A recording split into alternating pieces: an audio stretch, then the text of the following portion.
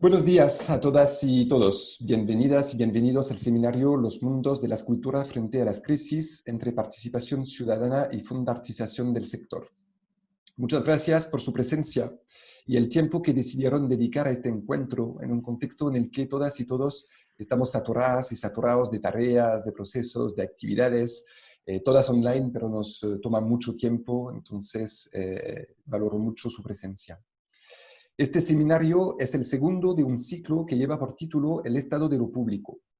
Mediante la organización de estas actividades de corte académico, la Escuela de Periodismo de la USACH busca contribuir de manera general al debate intelectual y de ideas en conexión con la actualidad y con las interrogantes centrales que inquietan hoy a nuestra sociedad. Es por esta misma razón que hemos propuesto seguir este ciclo por una conversación sobre el lugar, el rol y el funcionamiento del sector de la cultura, o mejor dicho, de los mundos de las culturas en plural, asumiendo las singularidades, las diferencias que existen entre los diferentes campos, actores, modalidades de financiamiento y de acción pública que se dirigen hacia la cultura. Todo lo anterior en la tensión de un contexto en el que se nota una aceleración del desplazamiento de modalidades presenciales a modalidades virtuales y una politización de la sociedad chilena. Con este marco problemático, las siguientes preguntas pretenden guiar el desarrollo de este seminario. ¿Qué efectos produce el contexto actual sobre los gestores, artistas y cultores, tanto desde el punto de vista de sus prácticas culturales como de la materialidad que las sostiene? ¿Cuáles son los impactos del tránsito de la agenda presencial a la digital para los mundos de las culturas? ¿Cuáles son los desafíos políticos para el sector frente al abandono del Estado? Y finalmente, ¿cómo las universidades públicas intentan pensar y dar respuesta a estas inquietudes e implementan dispositivos que reviertan la compleja situación de los mundos de las culturas?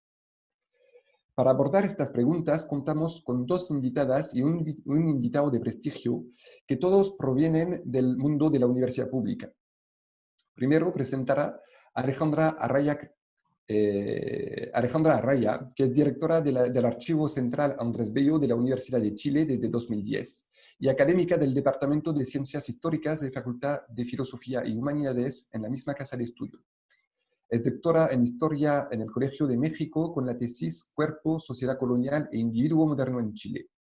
Obtuvo su licencia de Historia y su magíster en Historia en la Universidad de Chile, y entre sus numerosas publicaciones que se centran en la pregunta por los sujetos y las formas de subjetividad, destacan en el marco de este seminario la dirección de los dos libros siguientes: Materia y Memoria, Tesoros Patrimoniales de la Universidad de Chile, de 2011, junto con Sonia Montesino, y La Biblioteca del Instituto Nacional y de la Universidad de Chile, 2013, además de un libro en homenaje a la poeta chilena Gabriela Mistral que se llama Revuelta Mistral.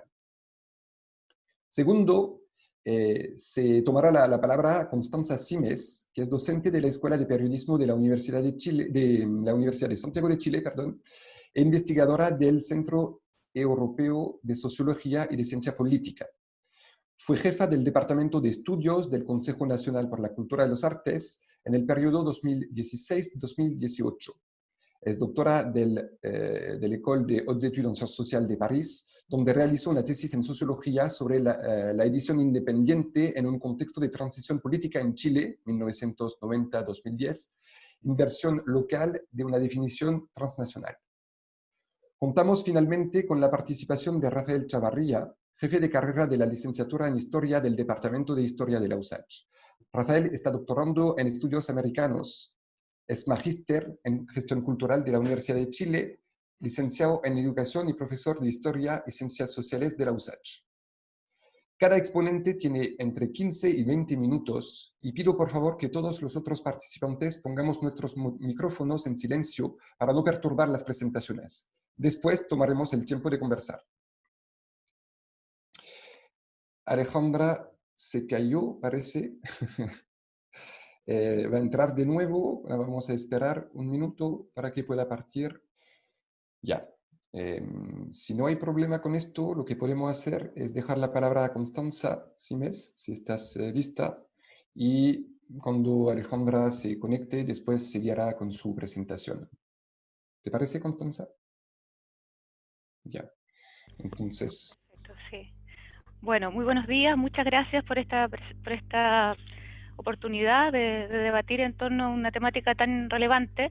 Agradecer a Antoine Fogg, a la Escuela de Periodismo de la USACH, y saludar a todos quienes se encuentran conectados, participando de este debate, y en especial a los colegas Alejandra Araya y a Rafael Chavarría, que realmente es un placer poder compartir con ustedes esta mesa desde la virtualidad, desde los espacios cotidianos, pero que también van construyendo una masa crítica para sostener, ¿no?, este momento que estamos hoy día transitando.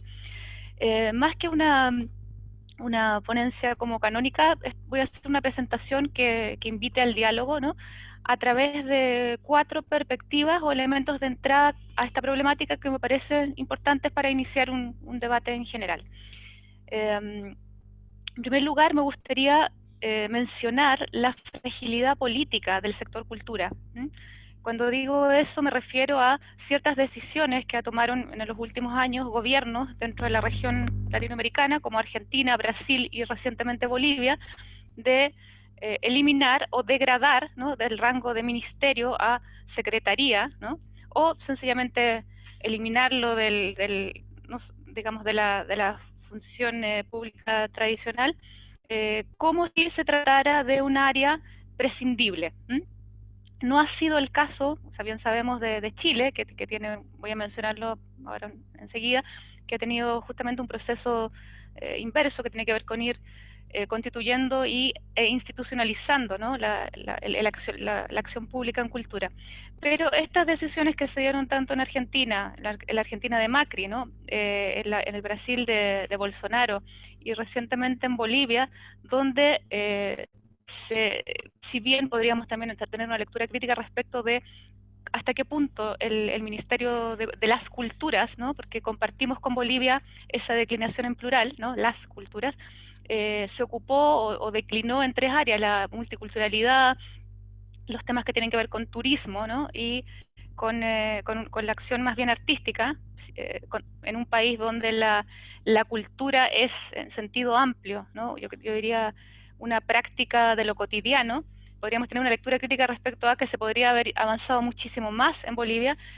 Nos parece, y me parece que es gravísimo, ¿no?, porque el discurso que ha dado este gobierno actual es que en el contexto de pandemia uno no se puede dar el lujo de tener un Ministerio de las Culturas, si bien han continuado con con la misma planta funcionaria, ¿no?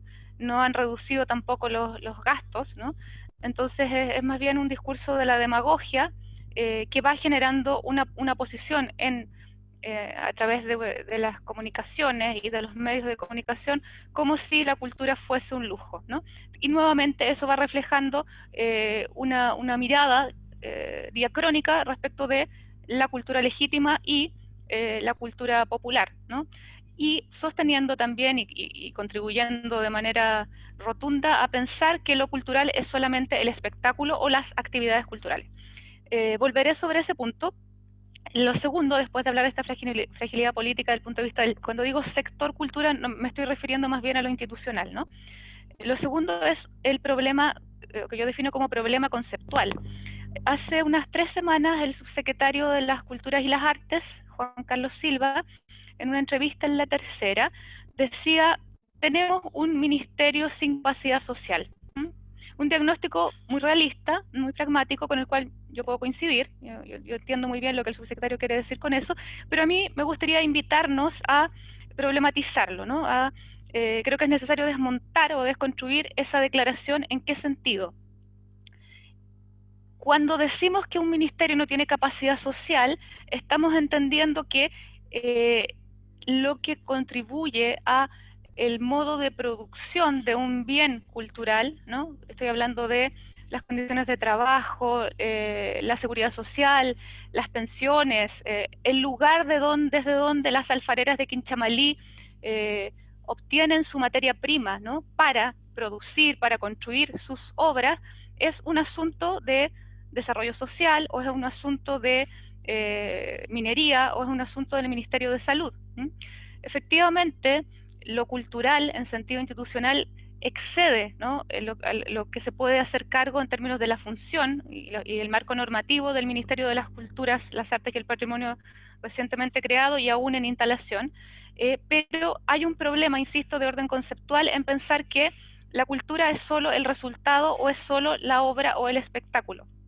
Y quiero tensionarlo aún más, quiero decir que cuando consideramos lo cultural en términos de una participación cultural, es decir, toda aquella práctica cultural realizada desde los territorios, desde los entramados, ¿no?, sociales, las artes corresponde a una dimensión muy importante, muy relevante y que esperamos que se democratice cada vez más, pero lo cultural es muchísimo más amplio, ¿no?, porque involucra prácticas, ritos, modos de comprender el mundo, cultura ciudadana, cultura política, cultura científica, modos en que nos organizamos en los barrios, este mismo conversatorio, ¿no?, lo que mencionaba Alejandra, o sea, el tema de los cuerpos, ¿no?, es profundamente cultural. Entonces, el decir que la capacidad social, y en ese sentido tiene que ver con este debate que se ha dado en los últimos meses respecto de las asociaciones profesionales de la cultura respecto a cuáles son los apoyos que se necesitan hoy día para sostener a estos creadores, a estos gestores y cultores, ¿no?, desde las distintas conceptualizaciones que se da de los agentes culturales, implicaría pensar el objeto y la práctica cultural como espacios reificados, ¿no?, o recortados. Yo concibo o sea, creo que no es posible concebir el objeto de la práctica cultural como compartimentos estancos. Son dimensiones, en mi modo de ver, inseparables. Y en este sentido, la protección de la obra, ¿no?, depende directamente de la salvaguarda de su creador.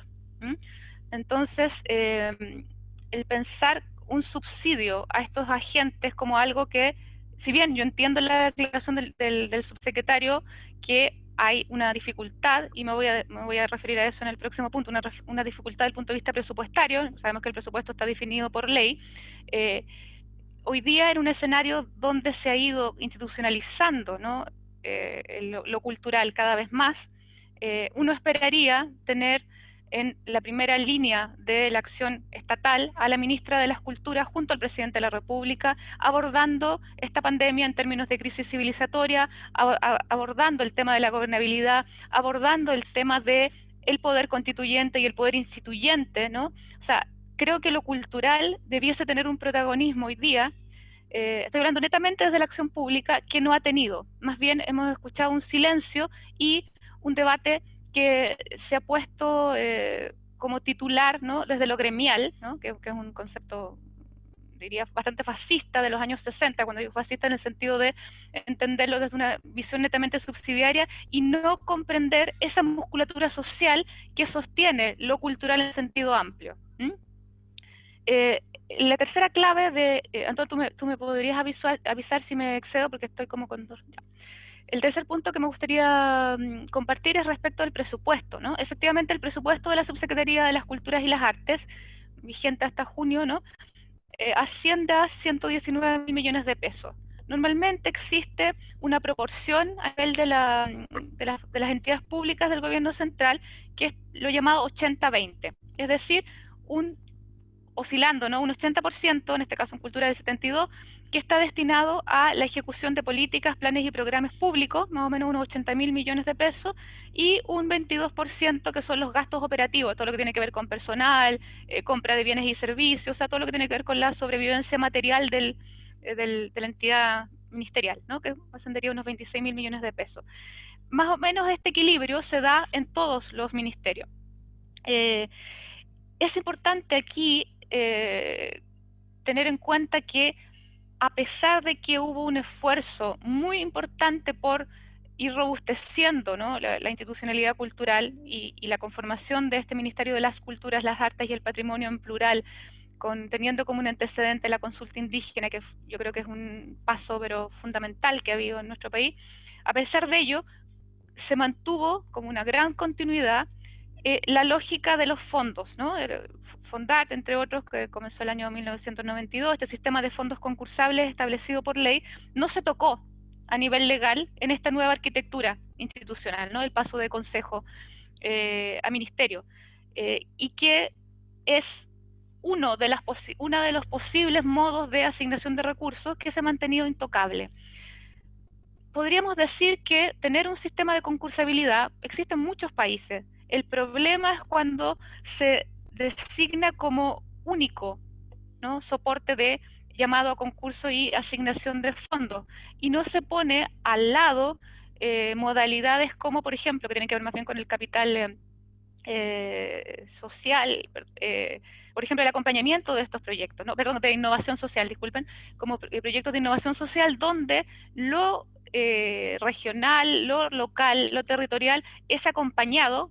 Lo digo muy concretamente, por ejemplo, proyectos que pueden ser muy interesantes, pero que no son elegidos, ¿no?, como proyectos que pueden ser realizados efectivamente, pero que si contaran con un acompañamiento de ciudadanía, de expertos en temas de ejecución, de gestión pública y gestión cultural en específico, podrían ser proyectos de mucha relevancia para una comunidad territorial. O sea, este proyecto no está, queda desechado. Si tuviéramos un banco de proyectos, como existe en Francia y en otros lugares, en México también, que son luego acompañados y que decimos, mira, nos parece relevante que estos proyectos puedan ser realizados, estas personas no fueron fondartizadas, o sea, no lograron manejar esta lógica técnica, ¿no?, de esta concursabilidad.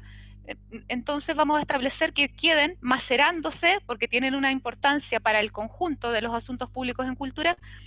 Lo planteo como una idea, porque en el fondo hay un financiamiento de entidades culturales determinadas por ley, ¿no?, que es, digamos, del 74% del presupuesto que decíamos, que está asignado por la ley de presupuesto, hay un 26% más o menos que corresponde a la asignación directa desde la subsecretaría. Estos son las instituciones, entidades culturales determinadas por ley, como el GAM, el Teatro Municipal, el Centro Cultural Palacio de la Moneda, Balmaceda, puede ser que se me escape, el Teatro Regional del Biobío, las orquestas juveniles, que son, por supuesto, muy importantes para sostener temas de educación artística, de creación y de mediación cultural, ¿no?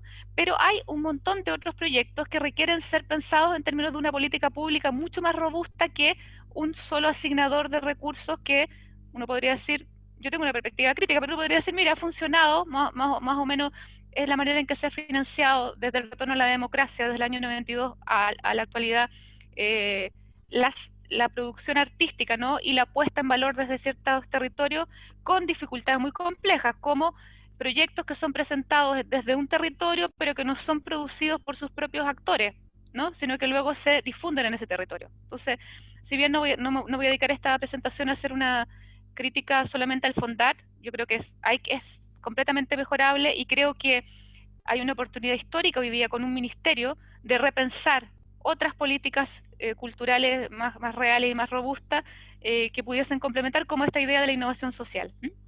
En la misma línea, y un cuarto punto es la relación, ¿no?, y la tensión entre institucionalización y participación.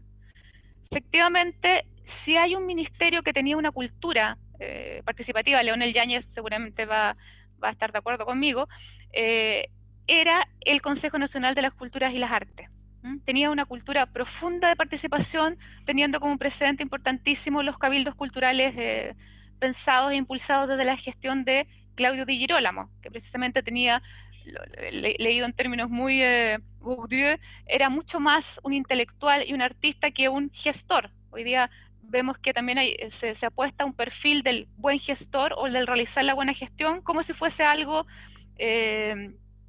bastante neutro en términos ideológicos, que no lo es. O sea, pensar que un ministerio tiene que ser conducido por un gestor, no hablo, cuando digo de un gestor en este sentido, de alguien que ordena y tiene criterios de eficiencia, que es lo mínimo que uno le puede ofrecer a la ciudadanía. O sea, hacer una buena gestión es un compromiso básico de cualquier directivo. En sí no es un proyecto. Entonces, cuando digo que es necesario tener a alguien que tenga no solamente una trayectoria del punto de vista de la creatividad, de la creación, y de poder ensamblar en ese proyecto lo cultural en perspectiva de gobernabilidad y en perspectiva de fortalecimiento democrático. Y eso va mucho más allá de hacer la buena gestión. Entonces, ¿cuánto me queda? 5, ya, súper. Entonces, efectivamente, este paso de Consejo Nacional de la Cultura a Ministerio, ¿no?, junto con modificar ciertas funciones y alojar dos instituciones con culturas organizativas distintas, como era la DIVAM, ¿no?, y a este Consejo Nacional de las Culturas y las Artes, que hoy día está ubicado en la Subsecretaría de las Culturas y las Artes, ha tenido un impacto real y complejo en la modalidad de participación ciudadana. Se pasó de un directorio nacional que tenía un fuerte componente de sociedad civil, ¿no? Y que encarnaba como ningún otro sector, podríamos decir, una capacidad para formular, adoptar, ejecutar políticas culturales independiente de la administración de turno.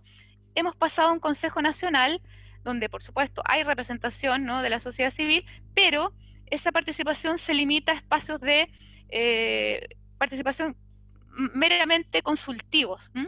Y en ese sentido hay esta tensión, ¿no?, que es necesario no solamente visibilizar, sino que hoy día problematizar, porque yo creo que este conflicto hoy día en el contexto de pandemia es revelador también de algo que hoy día es necesario repensar y adaptar. Hay modos, y espero que la Comisión de Cultura del Congreso, que ha estado las últimas semanas preocupado, esperemos, ¿no?, de esta dificultad tremenda que tienen hoy día los actores culturales, que tiene que ver con su sobrevivencia material, insisto, y cuando hablamos de su sobrevivencia material, hablamos de la sobrevivencia de las prácticas culturales, porque las personas no están, quiero insistir mucho en eso, esos agentes culturales no son recortables de la obra. Por lo tanto, si no somos capaces de dar una respuesta, estamos condenando también a esas prácticas culturales a desaparecer.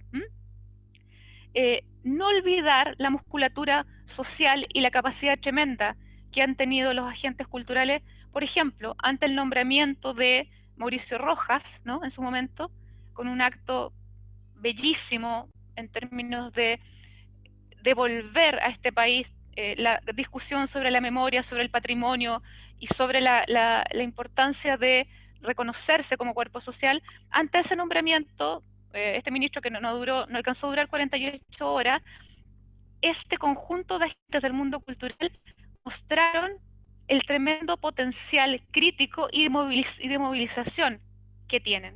Me imagino que se acuerdan de un acto enorme que hubo fuera del Museo de la Memoria, con Raúl Zuritek y bueno, con un montón de otros agentes, donde esa vitalidad y esa capacidad organizativa, ¿no?, de memoria larga, de trabajo mucho más largo que el espectáculo, ¿no?, que tiene que ver con, insisto, esta mirada de la participación cultural y de la democracia cultural, ¿no? Porque aquí también hay una tensión entre un debate respecto de esta diada, el derecho a la cultura, que es algo que está de pasado, ¿no? Porque pensar en el derecho a la cultura como categoría es precisamente invocar ciudadanos que no tienen cultura. O sea, en mi opinión es mucho más adecuado pensar los derechos culturales, el enfoque de los DESC, ¿no?, de los derechos económicos, sociales y culturales, donde se reconoce a cada persona, a cada ciudadano y ciudadana, su capacidad de transformar su medio ambiente directo, desde lo cotidiano, desde su espacio barrial, institucional, colectivo, ¿no?, etcétera. Entonces, pensar, para concluir, si me quedan todavía 2 minutos, ¿sí? ¿1? ¿Sí? Ya. Pensar entonces lo propiamente cultural como un entramado en permanente diálogo con otros sectores donde la cultura toca múltiples espacios. Por ejemplo, la temática medioambiental, la violencia de género, la cultura científica, la salud mental, el tema de las cuidadoras que evocaba hace unos minutos Alejandra Araya, por ejemplo, y que Alain Touraine desarrolló en estos últimos meses también a partir del coronavirus, es decir, cómo las y los cuidadores de otros, ¿no?, o cómo las personas que sostienen los espacios de trabajo son visibilizados también desde lo cultural. Es un desafío que tenemos como sector todos, ¿no? O sea, ¿qué quiero decir con esto? Cuando lo cultural es abordado en coordinación, ¿no?, desde lo interinstitucional y de lo intrainstitucional, relaciones exteriores, la Corfo, impuestos internos, el Servicio Nacional de Turismo, etcétera, ellos se comprometen, por ejemplo, muy concretamente en la Política Nacional de Cultura o en las políticas sectoriales, se comprometen con medidas de estas políticas, ¿no?, porque claramente lo cultural excede, ¿no?, por ejemplo, las bibliotecas públicas, que antes pertenecían solo a educación, hoy día está eso compartido entre patrimonio y la Subsecretaría de las Artes, o cuando pensamos el tema de los impuestos, ¿no?, o cuando pensamos el tema del ISBN, etcétera, nos damos cuenta que lo cultural, digamos, los contornos de la acción pública en cultura son mucho más amplios y requieren una redefinición. ¿no? Desde ahí creo que la necesidad de políticas públicas con mayor entrelazamiento y coherencia estatal y una participación reconocida y real de estos otros agentes es fundamental hoy día en este escenario de pandemia y siempre. Y hay una posibilidad histórica en un contexto de ministerio que estamos hoy día muy atentos a escuchar qué es lo que la ministra y las autoridades quieren decirnos y quieren compartirnos en cómo se da efectivamente la palabra pública a estos agentes que han aportado precisamente a que ella siga resonando en sentido histórico a lo largo de estas 3 décadas. Eso sería mi pequeño aporte. Muchas gracias, Constanza, por compartir, digamos, tu lectura, tu mirada con nosotros. Y sin más, paso la palabra a Alejandra Arraya para que pueda seguir con su presentación. Con el micrófono, por favor, Alejandra. Sí, sí, mis disculpas por la desaparición, no fue premeditada, fue fortuita. Gracias a Constanza también, porque es muy importante su análisis y los datos que pone sobre la mesa, ¿no? Respecto de esta invitación que se nos hace pensar el Estado, ¿no?, de lo público en relación a cultura. Yo quisiera decir algunas cosas que seguramente no son para nada novedosas y son compartidas por amplios sectores, pero creo que es importante sistematizar y que tienen que ver con lo que Constanza ha señalado con la cuestión histórica. ¿En qué sentido? Con el momento, ¿no? Evidentemente estamos en una situación inédita en Chile que tiene que ver con, uno, un ministerio nuevo, inexistente, ¿verdad?, en nuestra historia respecto de la cultura, las artes y el patrimonio, y de otro, ¿cierto?, un momento constituyente. Entonces se nos brincan dos situaciones muy relevantes de carácter institucional, diríamos, ¿cierto?, social, amplio, pero que nos obliga a pensar dos cuestiones que son las que a mí me gustaría poner sobre la mesa, que como digo, podrían ser perogrulladas, pero no lo son. Uno, el concepto de Estado, o sea, ¿qué estamos pensando, ¿no? ¿Cómo estamos imaginando este Estado en una inflexión como esta?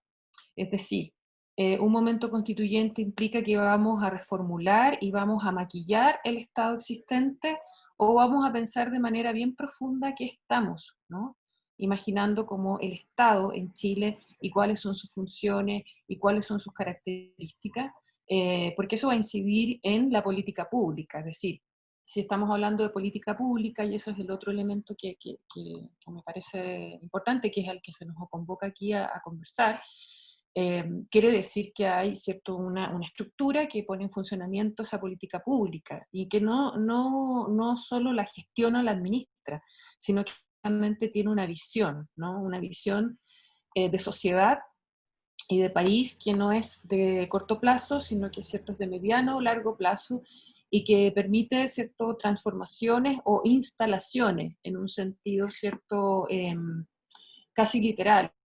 ¿Cómo configuramos una institucionalidad que en este momento es una especie de collage? Es decir, la herencia, de hecho, el 23 de agosto del año 2003 se había creado el Consejo Nacional de las Artes y las Culturas. No sé si lo dije bien, siempre lo digo un poco al revés, el CENCA.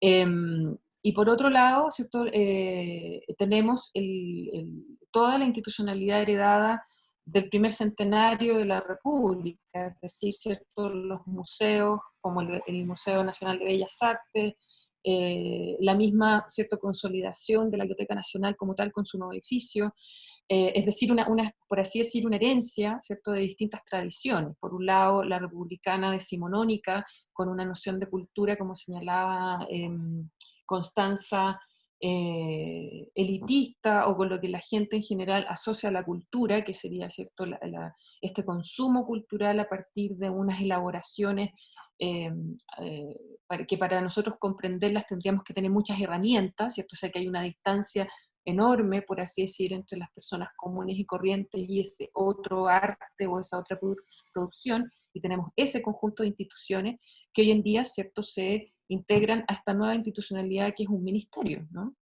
que es un ministerio que además tiene este nombre, ¿verdad?, de las artes, las culturas en plural, y el patrimonio. Entonces, y tenemos por otro lado esta otra cultura, podríamos decir así, de la postdictadura o de la transición con el Consejo, que efectivamente tenía en su centro la pregunta por la democratización, por la participación, ¿cierto? Más allá de las críticas que uno pueda tener a sus desarrollos, pero institucionalmente ese es el contexto, ¿no? Y hoy, ¿cierto? Un ministerio que tiene, que se crea, ¿cierto? En el año 2017 por la ley 21.045, y que tiene, ¿cierto? Un funcionamiento muy reciente y que uno podría decir que la gran falta de ese ministerio es que no tiene política pública en cultura. O sea, ¿en qué sentido? En que lo que se hereda, ¿cierto? Serían las propuestas que efectivamente se habían articulado en las instituciones anteriores, pero se nota demasiado, ¿cierto?, la operación de collage, la operación de compost, ¿no?, que hay en ese ministerio, en el cual, ¿cierto?, todavía uno no puede vislumbrar efectivamente cuál podría ser entonces la hoja de ruta. Y esa hoja de ruta es el segundo punto que quisiera instalar, y que evidentemente es coincidente con lo que ya ha señalado Constanza con anterioridad. Tiene que ver con qué estamos entendiendo por cultura o por culturas, ¿cierto? Si vamos a hablar efectivamente de un horizonte de derechos, en qué sentido estamos hablando de ese horizonte de derechos, y por otro lado, ¿verdad? De qué forma, ¿cierto? Vamos a entender que esta distribución de recursos o ¿cierto? Esta gestión ministerial va a implementar esa política, es decir, va a ser una política efectivamente sectorial, va a ser una política que en el fondo construya un horizonte de país desde una discusión también, ¿cierto?, heredada, que tiene que ver con la llamada identidad nacional, cuando también hoy en día estamos planteando ¿cierto? Una reversión respecto de esos horizontes con lo plurinacional, por un lado, y por otro lado con la discusión sobre lo multicultural, y también, ¿cierto?, con la participación en el sentido de que todos somos cultura, en el sentido de que todos como seres humanos tenemos, ¿cierto?, o quizás el sino que nos hace humanos es que podemos producir cuestiones que no existen previamente, y eso es lo cultural, digamos, ¿no? En todo sentido. Entonces, esta institucionalidad yo creo que tiene, o sea, efectivamente vuelvo al inicio, es una inflexión histórica muy importante, porque la creación de un ministerio implica efectivamente una revisión de lo que entendemos por el Estado. Ahora yo creo que ese es el debe, que en el fondo como sociedad y bueno, como cultura política también, lo que se hizo en este periodo de la postdictadura es la administración de lo existente, la gestión de lo existente y ¿cierto? El maquillaje de lo existente para poder cumplir los objetivos nuevos que tenían que ver con la profundización de la democracia, entre lo cual está, ¿cierto?, por supuesto, lo que uno podría llamar la accesibilidad, ¿cierto? Que esto además hay diagnósticos que distintos actores, aquí yo no estoy hablando de que estoy tratando de recoger lo que está en el fondo en el debate público hoy en día, lo que distintos organizaciones, activistas, ¿verdad? Y actores del mundo de la cultura han sostenido, o sea, la accesibilidad, la protección social de los artistas, la educación artística, la comunicación y los medios, la interculturalidad, la memoria y el patrimonio, ¿cierto? Género, inclusión, fomento lector. Aquí estoy haciendo una revisión de lo que los cabildos culturales han instalado, ¿cierto? Medio ambiente, salud mental. O sea, el diagnóstico está súper instalado. O sea, yo creo que tenemos buenos diagnósticos, buenos instrumentos, buenos análisis como para poder pensar, como digo, desde el principio, ese horizonte social que queremos hacer futuro, ¿no? Yo creo que esta oportunidad evidentemente se da muy pocas veces y uno tiene que estar súper consciente de lo que puede construir a partir de eso, ¿cierto? Que no es la administración, como digo, sino que la construcción de algo, evidentemente que uno no parte de cero jamás, pero ¿cierto? Sí se proyecta y se puede proyectar de una manera distinta porque las políticas públicas implican que uno incide directamente en la vida de las personas, ¿sí? Es decir, tanto si uno lo ve desde el punto de vista de la protección al sector, como decía Constanza, la sobrevivencia, la supervivencia, ¿cierto?, de un sector específico, pero de otro, ¿cierto?, de que va a incidir en nuestra propia socialización, es decir, Este ministerio implica que definitivamente se desgaja del Ministerio de Educación la discusión cultural, como sí había estado históricamente en Chile. Es decir, ¿cierto? El Ministerio de Educación, que podríamos decir es la primera institucionalidad de política pública en cultura en Chile, cuando se crea en el siglo XIX, luego, ¿cierto?, pasa a tener esta otra, ¿cierto?, dimensión en el Consejo, y al crearse el ministerio lo que estamos diciendo es que hay una particularidad específica, ¿cierto? Y un campo de problema específico y unas acciones específicas que realizar en los ámbitos de las artes, las culturas en plural y el patrimonio. Sin embargo, ¿cierto? Cuando hablamos de accesibilidad, cuando hablamos, ¿verdad?, de inclusión, cuando hablamos de fomento lector, evidentemente que estamos hablando de educación.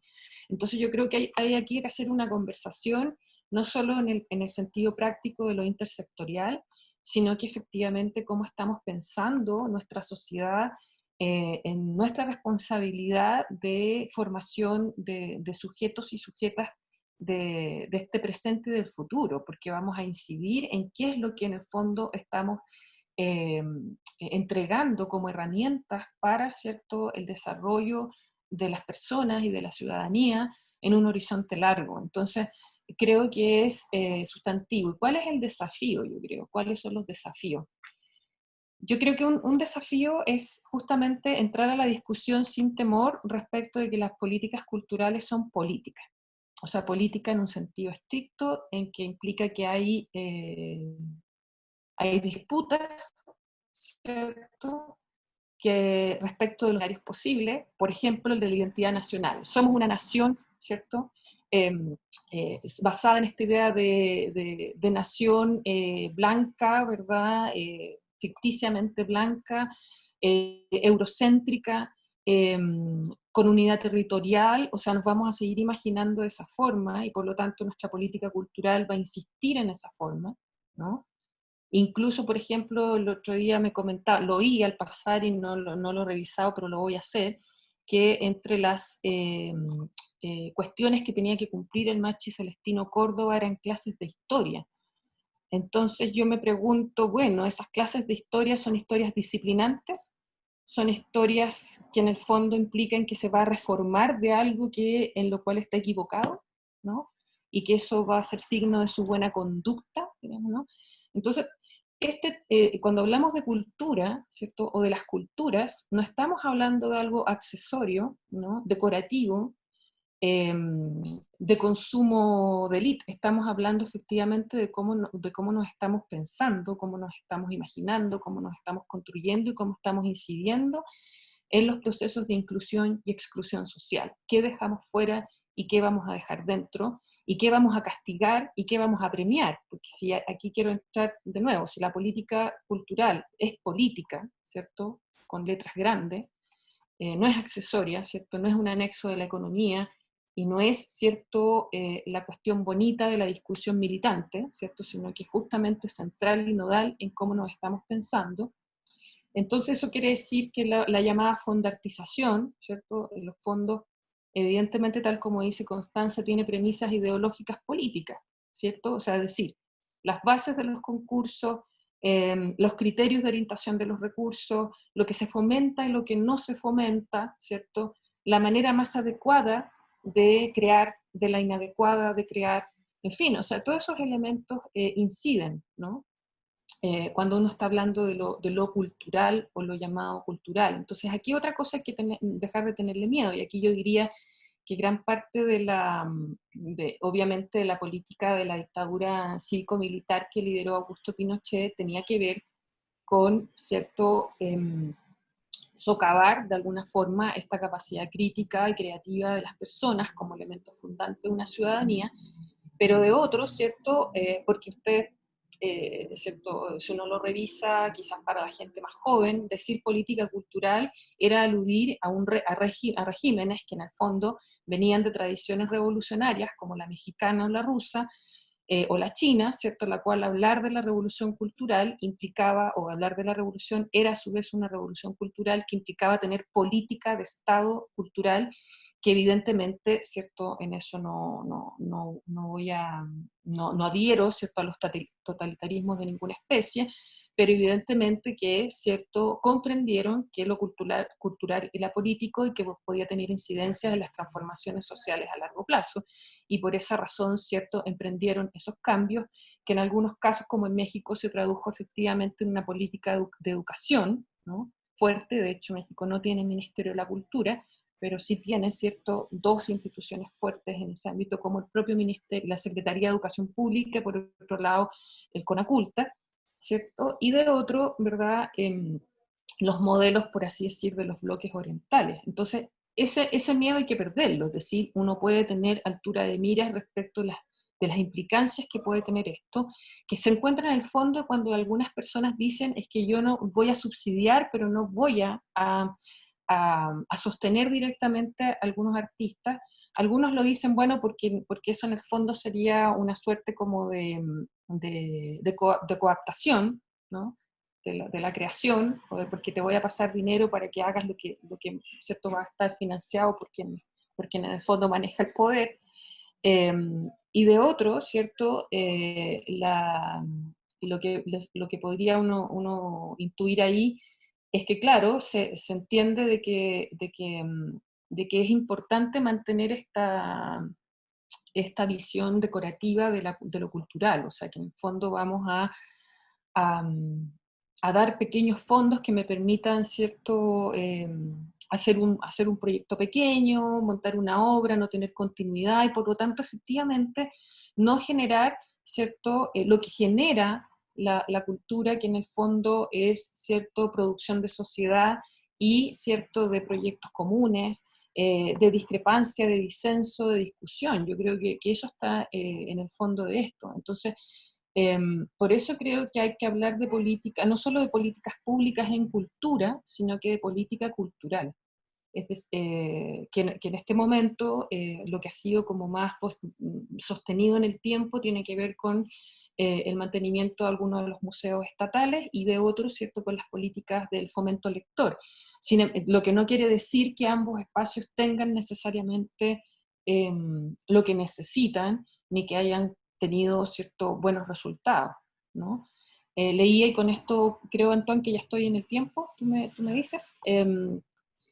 Claro, leía también un poco entre las cosas que se nos mandó de referencia, pero de lo que uno está leyendo en esta pandemia, ¿no? O sea, si existiese política cultural, evidentemente no solo se habría tomado algunas medidas respecto del sector de los trabajadores, porque aquí habría que hacer otra distinción larga en la cuestión de la cultura, que es entre el ocio y el negocio, ¿cierto? Entonces el ocio está entendido como algo improductivo y que no es trabajo propiamente tal, y en eso también, ¿cierto?, hay que avanzar. Y de otro, ¿verdad?, se habría implementado en conjunto con el Ministerio de Educación acciones eficientes para poder disminuir la brecha digital, por un lado, y de otro, ¿cierto?, la repartición, ¿cierto?, de material de libro didáctico existente en las bodegas del Fondar, por ejemplo, ¿cierto? Porque ustedes saben que cuando se presenta un Fondar hay que destinar, ¿cierto?, una cantidad de ejemplares a bibliotecas públicas, y de otro a una bodega, ¿cierto?, que hasta donde sé no tiene ni siquiera clasificación, donde van a morir, ¿verdad?, esos elefantes producidos con platas públicas. Entonces, en ese sentido uno podría hablar de una manera quizás inadecuada, de una confiscación de la producción del Estado, y que uno tendría que reapropiársela, ¿verdad?, para redistribuirla. Al igual que uno podría pensar en otros bienes públicos, ¿no? Entonces, la cuestión es compleja. Lo que quisiera transmitir con esta intervención es esa. Es compleja porque es política, ¿sí? Porque implica decisiones que afectan la redistribución del poder, que afectan, ¿cierto?, lo que estamos pensando como país y como sociedad, y que evidentemente, ¿cierto?, implica recursos que en este caso se quieren dejar en este lugar, ¿cierto?, del gasto accesorio y no de la inversión social a futuro. Muchas gracias de nuevo por la invitación, y súper interesante la conversación. Estoy ansiosa de escuchar a los que vienen. Gracias a ti, Alejandra. Gracias por compartir tu análisis y también plantear desafíos que proyectar para el futuro, que es parte de la conversación que nos interesa. Rafael, adelante. Lo mismo, tienes 15-20 minutos según lo que necesitas y te escuchamos atentamente.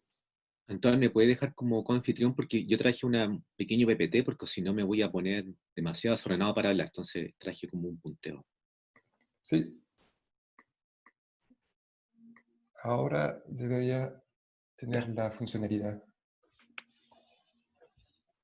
Bien.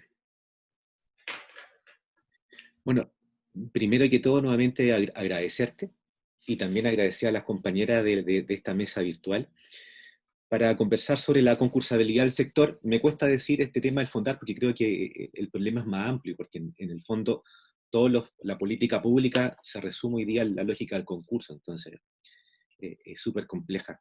Agradezco también a Constanza y a Alejandra sus intervenciones. Como siempre, cuando uno queda al final, le hacen quizás cambiar algunas perspectivas de lo que uno va a decir, ya que hacen clic algunos comentarios, así que bueno, en la medida que vaya hablando, también voy a ir generando una dinámica de diálogo. Bueno, yo primero para empezar este diálogo de cómo enfrentamos las culturas, yo me situé en tres momentos: en acercamientos, en necesidades y en sentidos, ¿ya? En esta lógica de los acercamientos, ¿cómo me enfrento a esta problemática actual a propósito de la pandemia, pero que en el fondo es un problema estructural? Bueno, primero, desde lo colaborativo, entendiendo lo colaborativo que es algo normal y regular que asiste a lo cultural y sector cultural para nosotros los gestores culturales. Segundo, que pensemos en un concepto o en una construcción colaborativa de lo que sería la gestión cultural, que vaya más allá en el fondo de lo que sería el evento, el proyecto, la actividad, e incluso pasándole de manera transversal a lo que sería la política, ¿ya? Hablando políticas, planificaciones, mundo académico, mundo social, e incluso también el mundo empresarial. Entonces, ¿cómo construimos un concepto de la gestión cultural que nos permita hablar en términos similares, que vaya más allá de esta lógica del evento? Eh, Tercer punto del acercamiento, esta construcción conceptual necesariamente no puede ser disciplinar. Tendría que trabajar lo inter y lo trans, ¿ya? ¿Cómo se superponen distintas disciplinas? Bueno, yo mismo no vengo del mundo de la gestión cultural, vengo del mundo de la pedagogía, de la historia, y me fui formando durante un largo proceso, eh, tomando muchas disciplinas, tomando desde el arte, tomando desde la historia, de las ciencias sociales, la pedagogía y lo asociativo, ¿ya? Eh, este tema de lo colaborativo y de este constructo de la gestión cultural, hay que tomarlo en consideración el tiempo histórico también, ¿ya? Y el tiempo histórico nos dice que es bastante breve. Estamos hablando que como es un campo en construcción, difuso, reciente, que como concepto podríamos decir que no tiene más allá de 35 años, estamos hablando 87, 88, que empezamos a hablar de gestión cultural, pero esto no implica de que antes no se hacía gestión cultural. Entonces, ver cuál es el momento de inflexión de surgimiento de la gestión cultural y de los gestores culturales, y cuándo el Estado empieza a disputar el concepto a las comunidades de lo que sería la gestión cultural, ¿ya? Y finalmente, es algo que nos tiene a nosotros, el mundo de la gestión cultural, este binomio también difuso entre lo que sería el análisis y la intervención. La gestión cultural no solamente trabaja desde el mundo de lo académico, sino que también trabaja desde los mundos comunitarios. Y muchas veces estos mundos no dialogan, no generan consenso, y bien que generen en el fondo disenso. Entonces, ¿cómo articulamos este concepto a partir de este binomio que denominamos análisis e intervención? Para pensar estos acercamientos, me surge un cuestionamiento que corresponde a las necesidades, ¿ya? Bueno, estas necesidades implican básicamente esta cercanía de la gestión cultural y la democracia. Y digo democracia en términos amplios, no como democratización o la clásica discusión de democratización o democracia cultural, sino que en el fondo el quehacer del sector cultural necesita de democracia, ¿ya? Y cuando hablo de esta necesidad de democracia, necesita de distintos actores que dialoguen, que se interrelacionen, que generen consenso, que conversen en el fondo en el disenso, ¿ya? Y retomando también las palabras que dijo Constanza al comienzo, hoy día el Estado no se está haciendo cargo de esto. Y también tomando palabras de la Alejandra, la política cultural que hoy día estamos viendo es básicamente difusa, ¿ya? Y focalizada, aunque valga la redundancia, a la lógica de la concursabilidad, y no pensando qué tipo de país queremos, qué tipo de cultura queremos permanecer, qué tipo de Estado en el fondo queremos enarbolar. Entonces, pero para lo que queramos tener, el concepto de pensar en democracia y pensar en diversidades es fundamental, y que vaya más allá de un concepto, o sea, vaya más de culturas o artes, sino que en el fondo darle un relato a este enunciado previo, ¿ya? En este sentido, coloco el concepto de cómo le damos un sentido a nuestro quehacer, ¿ya? Y retomo lo colaborativo. Insisto que lo colaborativo, si bien hoy día surgió a propósito de los conflictos sociales y del estallido de octubre pasado, después se acentuó con este tema de lo virtual a partir de la pandemia, claramente, y tomando un poco a los amigos que trabajan en México, desde lo colaborativo y también desde el mundo académico, es necesario, es una emergencia en la actualidad, y en el fondo me surge aquí un nuevo cuestionamiento a partir de lo colaborativo, ¿ya? Y de dónde nos situamos, y lo coloco ahí al final, también en esta lógica binaria de entender el trabajador de la cultura, pero también entender el concepto del emprendimiento de la cultura, ¿ya? Hay algo que no me cuadra, por decirlo de alguna forma. O sea, trabajador, emprendedor, no sé, hay algo que, la idea es que después lo podamos conversar al final. Pero existe en el fondo esta dicotomía clásica que también se da en nuestro sector. Ahora, ¿sería posible hablar al mismo tiempo de estos dos conceptos, pensando esta lógica transdisciplinar de la comprensión de la gestión cultural? No lo sé, me genera un poco de ruido. En este sentido, me surgen dos preguntas, ¿ya? ¿Dónde situamos al gestor o a la gestora cultural en relación a su trabajo y a su tiempo histórico? Tomando en consideración de que el trabajo del gestor cultural o de la gestora cultural incluso deviene a principios del siglo XX, ¿ya? Me tomo un poco de las palabras que comentó Alejandro cuando empezamos a hablar del centenario de la República, y cuando, me acuerdo que en 1910 se inauguró el Museo de Bellas Artes. Entonces, es interesante que también en ese momento histórico habían dos concepciones de comprender la cultura. Mientras, por un lado, se estaba conmemorando este centenario con el Museo de Bellas Artes y la construcción y la inauguración, por otra parte, había un sindicalista, Luis Emilio Recabarren, que estaba hablando en Rengo un discurso famoso que se llama Rico y Pobre, en el 1910, en el mismo periodo. Y también estaba hablando de cultura, también estaba hablando de arte, estaba hablando, pero un arte entendido a partir, o una cultura entendida a partir de cómo yo me concibo dentro de una comunidad. Entonces, es un tiempo de larga duración. El comprender a la gestión cultural es algo que en términos colaborativos es bastante amplio, pero recién hace 30 años nos empezamos a cuestionar y el Estado empezó a colocar sobre la palestra algún tipo de cuestionamiento. Pero ojo, que el cuestionamiento es solamente eso, no piensa políticamente cómo darle un relato, un contenido a ese cuestionamiento. Pero no solamente el Estado, sino que también aquí me detengo un poco en el quehacer que hemos tenido nosotros, en la responsabilidad de las universidades, porque las universidades tampoco hemos asumido en el fondo este rol profesionalizante o este rol desde lo investigativo de la gestión cultural, y seguimos entregando en el fondo herramientas para la generación de proyectos o hasta la generación de un programa. Pero pensar políticamente a la cultura como profesores en este caso, como gestores, como archiveros, en fin, creo que no lo estamos haciendo. Por lo menos es una crítica que la hago desde mi unidad, ¿ya? Como segunda pregunta, coloco ahí: ¿es posible declararse un trabajador de la cultura bajo los sentidos del emprendimiento cultural en esta racionalidad neoliberal? La voy a trabajar un poquito más adelante, ese concepto, y esta es la dicotomía que dije antes entre el emprendedor y el trabajador.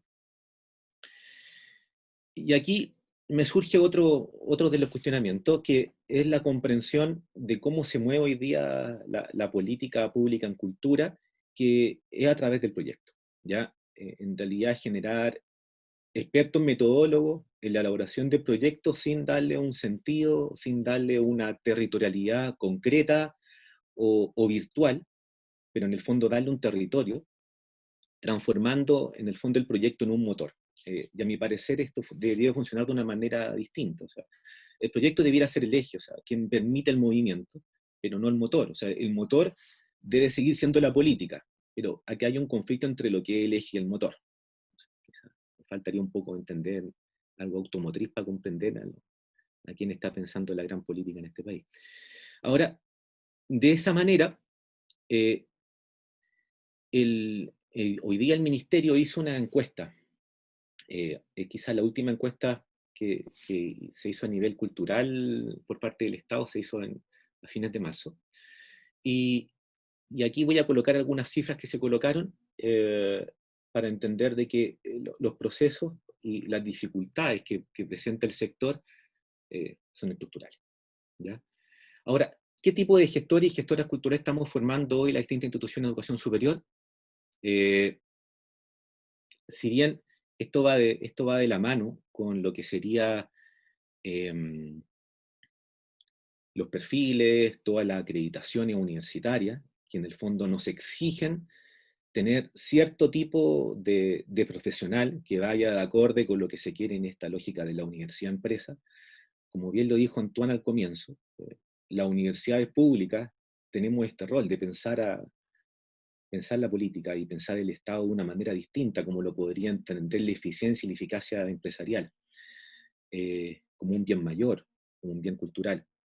Ahora no lo estamos realizando, y ese es uno de los puntos que está al debe. Ahora, para seguir con esta lógica, las contradicciones del Estado.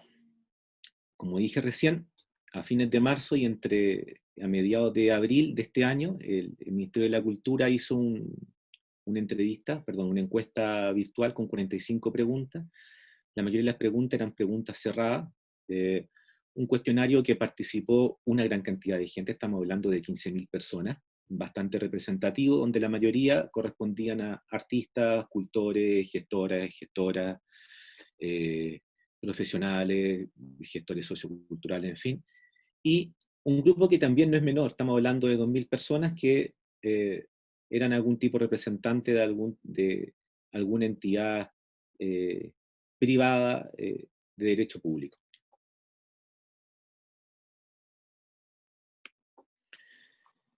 En realidad esto ya no, son aspectos que conocemos, pero es bueno ver con cifras concretas y para poder aseverar. La mayoría de las personas que trabajan en el sector cultural están identificadas en la música. Ya estamos hablando que alrededor de un cuarto de las personas encuestadas, ¿ya? Lo sé, educación artística, teatro, audiovisual, gestión cultural, es decir, el hecho de saber hacer un buen metodólogo, un buen proyecto y gestionarlo de manera correcta, también es un número interesante, estamos hablando de 2.000 personas, ¿ya?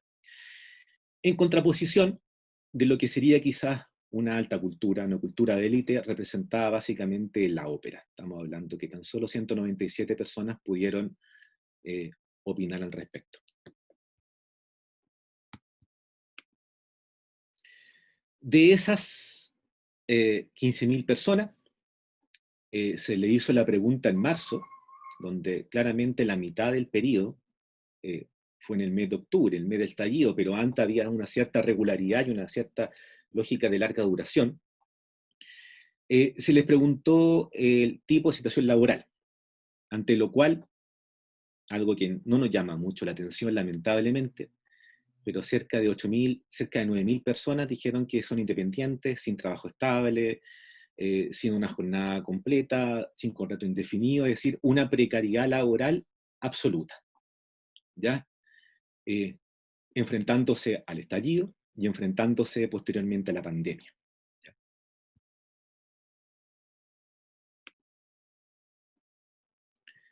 Posteriormente, se les preguntó post-estallido, periodo de vacaciones, periodo inicio de la pandemia, si existió algún proceso de cambio en sus ingresos, producto quizás de la virtualidad o quizás pensar la lógica en red o colaborativa, pero nos dimos cuenta de que un tercio, efectivamente, no encontró un nuevo mecanismo y sobre este no encontrar un nuevo mecanismo hubo un agravamiento de los factores de precariedad.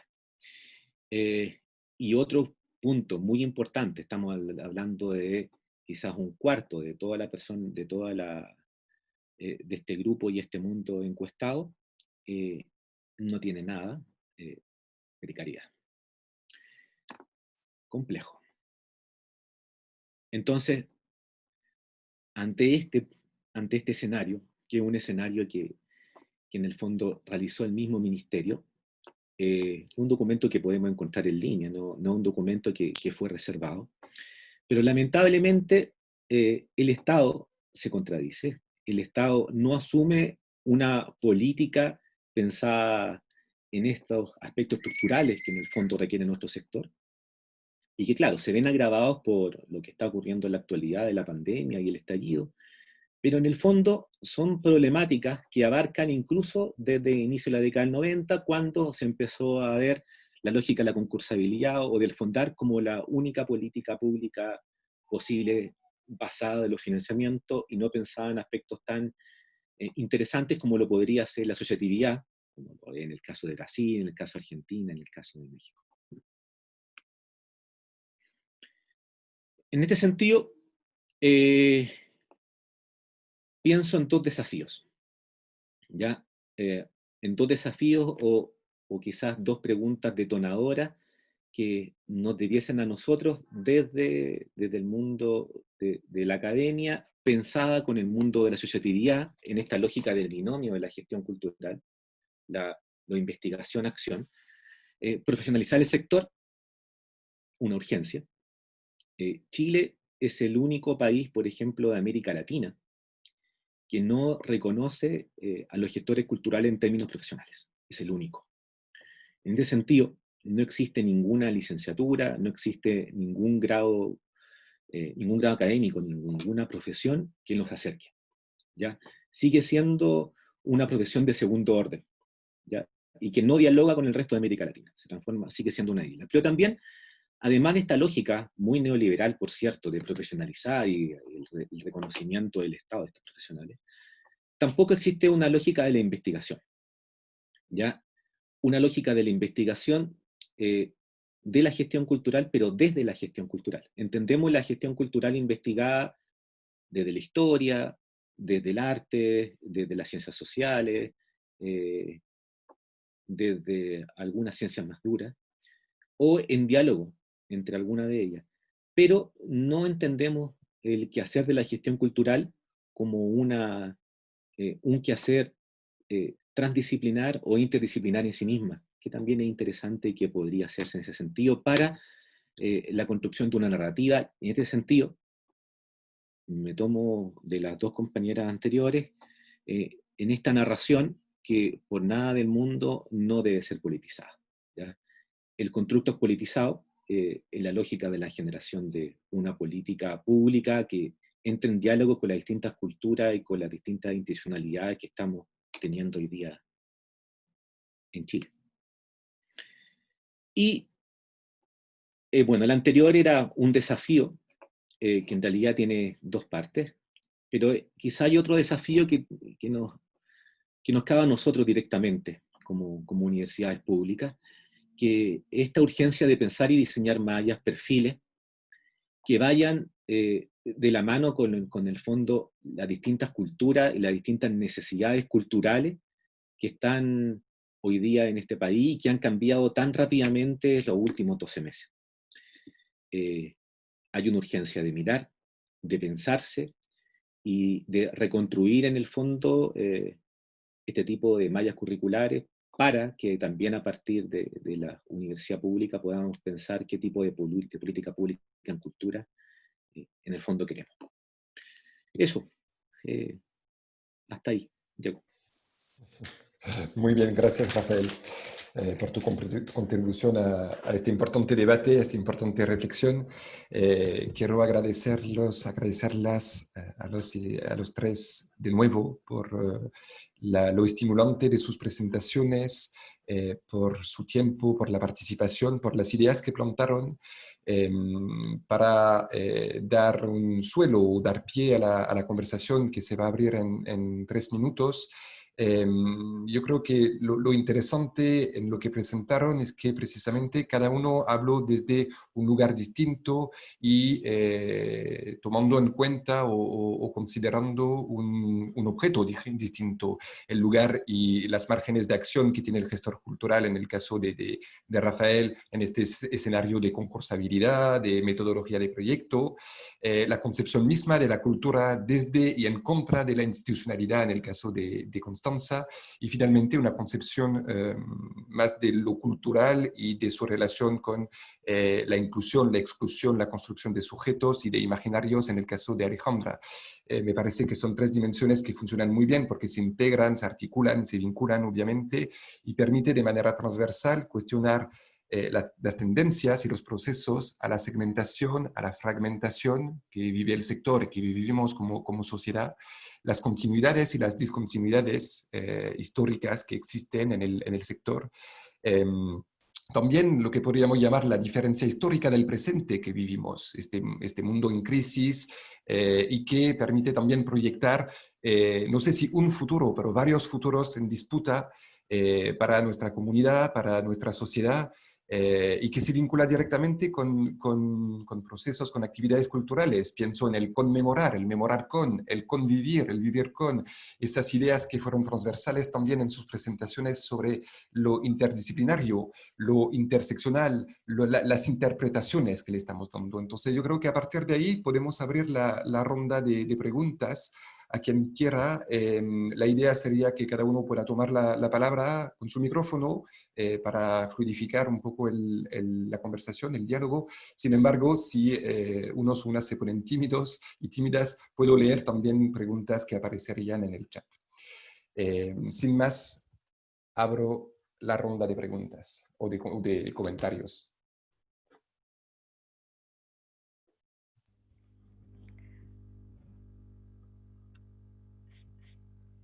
Me gustaría, bueno, ha sido realmente muy, muy enriquecedor esta mirada transdisciplinaria, además es muy bonito porque no nos pusimos de acuerdo y abordamos dimensiones que se complementan.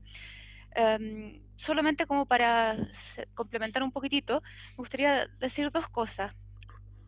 Yo fui parte de un equipo que trabajó en la construcción de políticas sectoriales y de la Política Nacional de Cultura 2017-2022. En ese sentido, si bien tengo una reflexión crítica respecto de la manera en que se ha producido en sentido largo, un poco lo que de manera realmente notable creo que la Alejandra logró ponerlo, historizarlo, ponerlo en común, hay un documento de política cultural, la Política Nacional 2017-2022, que hoy día es necesario apropiársela.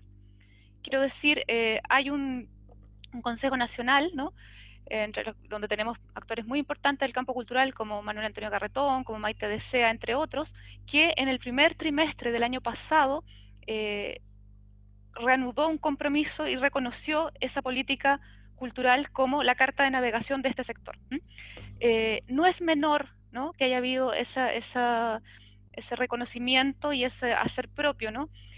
Porque son políticas de Estado, son políticas que pensamos como quinquenales para poner a disposición de la próxima administración, ¿no? Y de un cambio de gobierno, que hoy día esperamos que efectivamente esa apropiación incorpore esta otra variable que yo decía. No es que haya no es que la institucionalización y la participación sean procesos en contra, sino que justamente uno nutre al otro y lo ponen en entredicho permanentemente. Hay un juego, ¿no? en esta producción de los asuntos en común. En ese sentido, uno esperaría, porque en su momento, insisto, de manera crítica, pero yo estuve porque el Ministerio de las Culturas y las Artes y el Patrimonio tuviera una presencia y tuviera un peso político en el Estado de Chile, ¿no? Al lado, por ejemplo, del Ministerio de Hacienda. Uno esperaría que hoy nos pudiésemos poner detrás de la ministra, ¿no? Cuando digo ponernos detrás, en el sentido de que desde la presidencia se convocara, ¿no? a la voz desde el punto de vista institucional y, por supuesto, a las voces múltiples desde los entramados comunitarios, a decir un repertorio de diagnósticos, de ideas y de proyectos para hoy día abordar los procesos que están en curso, entre otros el proceso constituyente. O sea, nosotros tenemos mucho que decir como sector.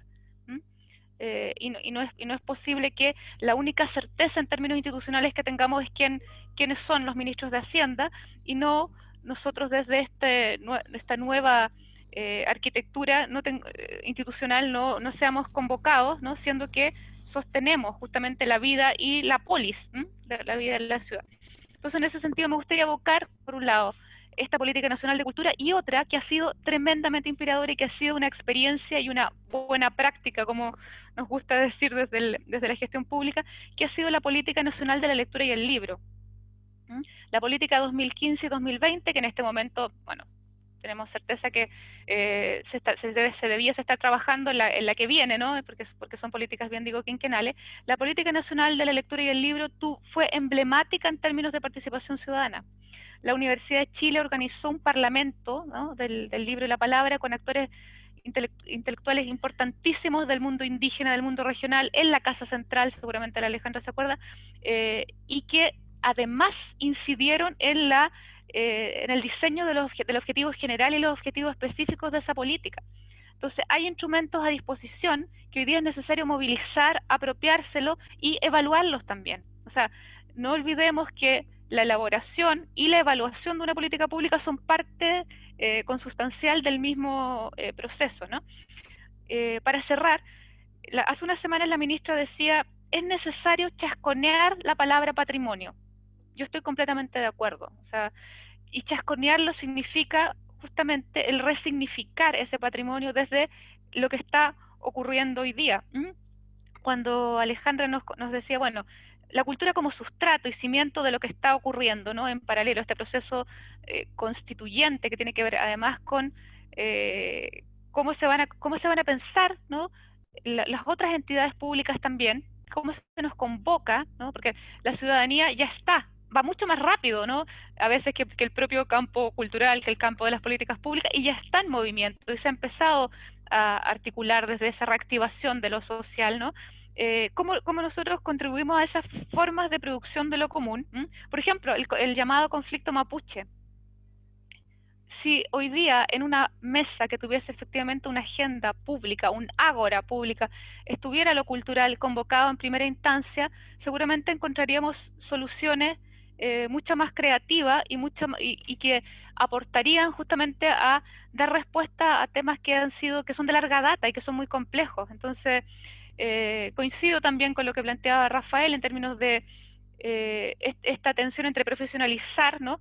Pero también hay una distinción epistemológica de muchas veces considerar al cultor como un artista de segunda mano, ¿no? Yo creo que si leemos en serio lo que dice la Convención UNESCO del PCI, del Patrimonio Cultural Inmaterial, no habla de cultores. La propia concepción chilena, ¿no? Porque es muy interesante. En Chile somos uno de los pocos países de la región que hablamos de cultores para referirnos a los actores territoriales que producen una serie de prácticas culturales de larga data que tienen que ver con la tradición, que tienen que ver con los ritos, que tienen que ver con las lenguas, que tienen que ver con festividades, y los llamamos cultores. O sea, ahí hay un estatuto epistemológico interesante también de revisar. Entonces, solo para cerrar, hay un repertorio de políticas, de instrumentos de política pública, sectoriales, regionales, y esta política nacional que está a disposición. Yo creo que quedamos muy atentos como campo académico de lo que hoy día se va a poner a disposición desde este ministerio. Hay un desafío histórico enorme, y yo creo que nosotros estamos todos a disposición de poder colaborar desde esta investigación-acción, desde el punto de vista de las ideas, desde las universidades públicas y desde los otros actores, porque es un momento distinto. Si creamos una institucionalidad como un Ministerio de las Culturas, las Artes y el Patrimonio, es interesante que quedó declinado en singular. Si ven las culturas y las artes en plural, no es antojadizo, y eso también es una invitación a pensarlo. Es otro momento, hay otra fuerza. Si creamos el ministerio, no es para ser el invitado pobre, ¿no?, el invitado que queda debajo de la mesa, sino para justamente lograr empujar un proceso en términos políticos, en términos ciudadanos y en términos de reactivación de esta ciudadanía, insisto. Y ese desafío, yo creo que hoy día este mismo conversatorio da cuenta de este estado del arte. Entonces, bueno, y por otro lado, la encuesta nacional de participación cultural también. Hay una cantidad de información en términos de medición en cultura que es necesario movilizar, que es necesario poner en común de manera transdisciplinar y de manera, en términos de políticas, planes y programas, en sentido amplio. Esa sería mi reflexión.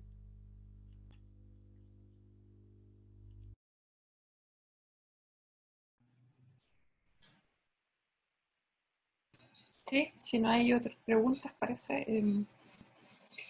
Sí, también muy importante la mesa, digamos, o sea, súper importantes los datos que trajo Rafael a colación, y quisiera a partir de eso entrar por otro lado, quizás a la cuestión de la discusión en cultura que tiene que ver con lo público. Un poco la interpelación que hacía Rafael a las instituciones de educación superior, a las universidades.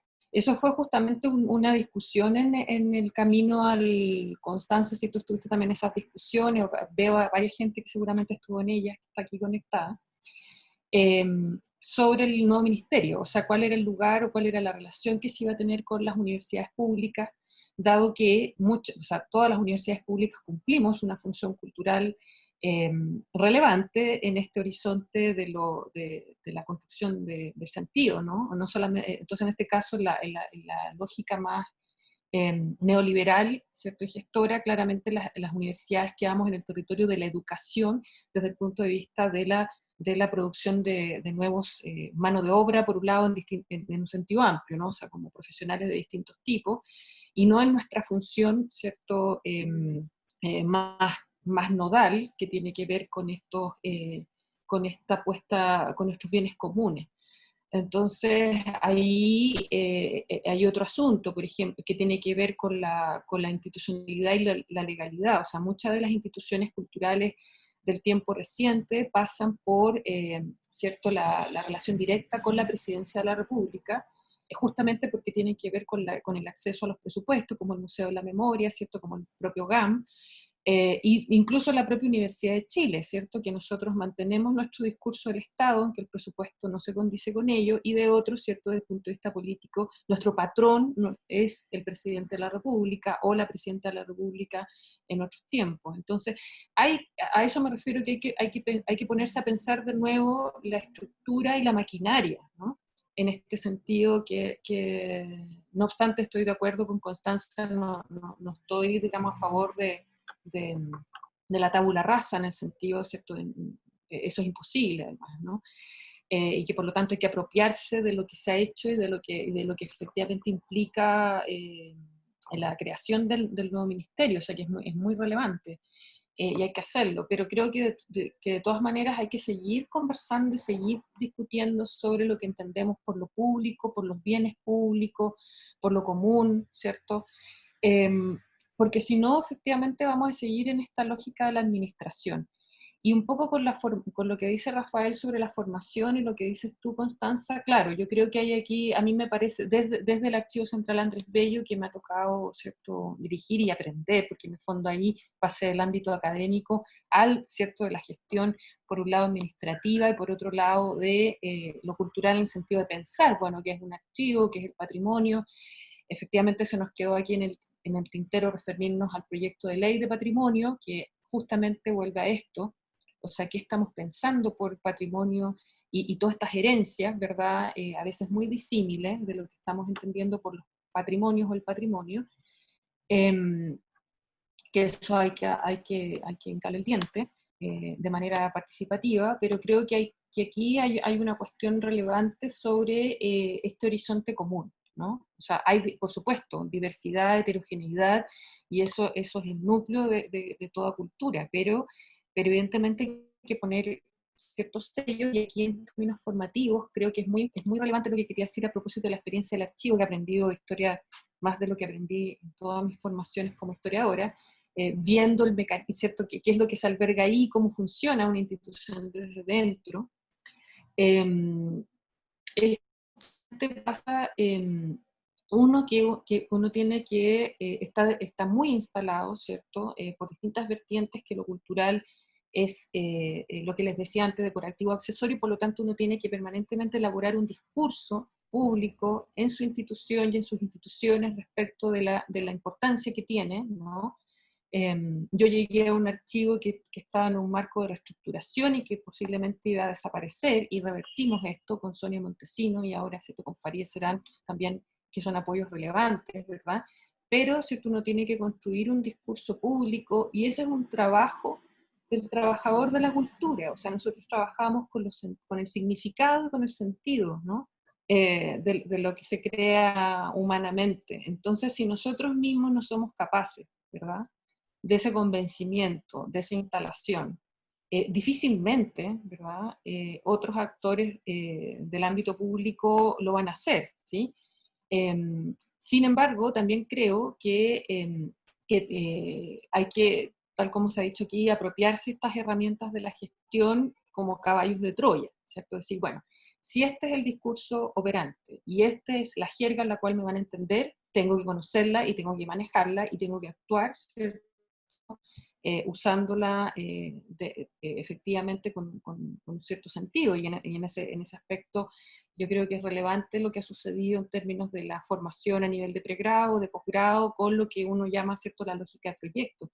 Pero esa lógica es una hoja de ruta, y no se puede olvidar la dimensión del discurso, y aquí estoy diciéndolo no en un sentido retórico, sino que justamente como una práctica de instalación de sentidos en lo público, que es relevante. Entonces ahí vamos a tener la diferencia entre actores políticos y públicos que efectivamente trazan caminos, de aquellos que simplemente administran esos caminos. Entonces uno lo puede ver, yo lo vi ahí muy claramente a mediados de los años 60, cómo los discursos de los rectores cambian, ¿cierto?, desde un discurso, por así decir, como herramienta, ¿verdad?, para la construcción de un horizonte común, a un informe de gestión, ¿no? Y eso tiene que ver con cómo, ¿cierto?, incidió ahí, ¿cierto?, el Banco Mundial, cómo incidió la institucionalidad internacional en la asignación de fondos, y eso cambió el Estado, ¿sí?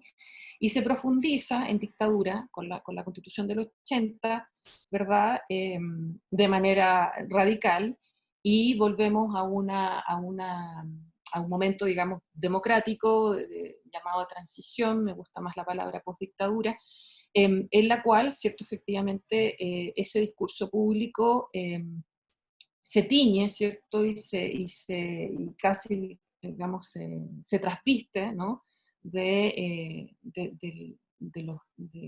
la gestión y de lo tecnocrático, en desmedro, ¿cierto?, de este pensarnos de manera permanente, y por lo tanto de unos liderazgos en el ámbito de la cultura que son sumamente importantes. O sea, cuando decimos, bueno, un ministerio fuerte pasa por ministros o ministras fuertes también, ¿sí? Porque en el fondo son las caras visibles de las carteras. Entonces, si bien es cierto, todos nos podemos colocar detrás de, ¿ya? Y evidentemente yo creo que vamos a estar, y lo digo también en lo personal, creo que eso es el aporte que uno puede hacer cuando usa la palabra en público, pero eso no quiere decir, ¿verdad?, de que no puedes hacer desde tu más mínima parcela, ¿cierto?, cuando te dan una mínima cuota de poder, hacer lo que tienes que hacer, ¿no? Si tienes claro lo que quieres hacer desde el punto de vista de lo público, ¿no? Entonces ahí, claro, evidentemente las universidades públicas también tenemos una responsabilidad y un deber que es justamente reinstalarnos en el espacio público con un discurso sobre lo común y no simplemente como administradores o formadores de profesionales para el futuro. O sea, yo creo que eso es también una disputa interna, ¿sí? Y hay diversidad y heterogeneidad y hay posiciones encontradas, pero no hay que tenerle miedo a ese debate, ¿no? Yo creo que para nada. Para seguir tenemos unas preguntas. Voy a leer la pregunta de Pablo Rodríguez y aprovecho para agradecer la presencia de las y los estudiantes y enseguida doy la palabra al profesor Leonel Yáñez que quería formular un comentario o una pregunta. Pablo pregunta, ¿qué tan preparada está la industria cultural frente a la pandemia y digitalización de iniciativas artístico-culturales? Esa sería la primera pregunta y te dejo la palabra, Leonel. Hola, buenas tardes. Muy interesante todo. Yo solamente 3 ideas muy rápidas y una pregunta más general. Ya respecto del carácter participativo de la acción del Consejo, en mi opinión, efectivamente tiene formas, particularmente en términos de evaluación de las políticas específicas, pero en mi opinión están fuertemente burocratizadas esas formas. Median mucho las corporaciones de los distintos actores que están vinculados a esos ámbitos. Por tanto, la ciudadanía queda básicamente destinada a producir una conversación en el área de ciudadanía, de participación ciudadana que tiene el propio Consejo o hoy día el Ministerio. Una primera cosa entonces al respecto. Segundo, una concepción de cultura fuera de los medios de comunicación. Yo diría básicamente el ejemplo más claro es que el canal cultural se entrega en tiempos de otorne a TVN y hoy día está ahí gestionado para una urgencia mediante productores de la cultura y otras iniciativas más bien privadas. Entonces también hay una forma de entender los procesos culturales que los desvinculan justamente con un elemento moderno que hace la cultura en los distintos niveles que podamos pensar esta cultura, ¿cierto? Y por último, es que una cuestión que tiene más que ver con la esfera de lo económico, ¿cierto? La precariedad de los propios actores de la cultura, ¿ya? Y que la pandemia ha desnudado fuertemente. Pongo esos 3 elementos, deben haber muchos más elementos críticos para entender lo que está pasando en lo que podemos llamar la gestión política de la cultura. Entonces la pregunta básicamente en el sentido de que este concierto de la producción de sentido, en mi opinión, carece de políticas fuera del ámbito, ¿cierto?, del mercado y sus formas de transacción hegemónica, ¿ya? El diseño es básicamente un diseño que está alojado también en fórmulas neoliberales. Y eso lo sabemos y está 1000 veces dicho ya. Entonces, en este contexto muy general, ¿qué esperan ustedes, ¿cierto?, que pudiera pasar, digamos, en el proceso constituyente?